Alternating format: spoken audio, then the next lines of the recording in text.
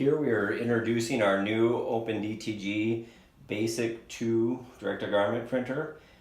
We made a few upgrades in this model from the previous, kind of taking it from a good DIY printer to more of a entry-level small business printer. We've taken feedback and implemented things that are important. We'll start with the newest, best features. Right here we have our glass top. And a big problem with DTG printers is you need to do your maintenance every night. And we've made it a lot easier to do your maintenance by making a nice cutout so you can get down into the print head and capping station. And then also we have a push button in the middle. If you push it, that unlocks the print head from the capping station.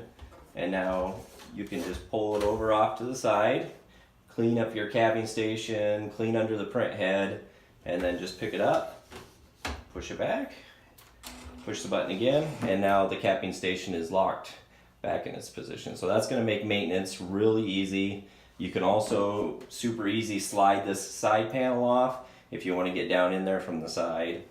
The next major feature that we changed is the platen rail system. We are no longer using the DIY wheels. We went to an industrial Hiwin precision rail. That's going to give you years worth of service with no maintenance, and it's nice and solid. You're not going to get any wobbling in your platen.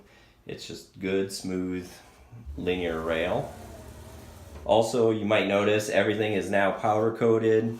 We are no longer painting stuff. It's a hard finish powder coat. And those are kind of the major new features. We went to an optical stop in the back, so you don't have a mechanical stop. That makes it a lot more accurate and a lot less abrupt stop in the back. Otherwise, we have the 80 milliliter refillable cartridges.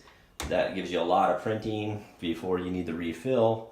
The chips are disabled, so you can just print all day long without having to do any ink resets. And other than that, it's pretty much the way it is. The platen top are removable. You remove 4 nuts underneath, pop it off, pop on a different size. And that is the new OpenDTG Basic 2.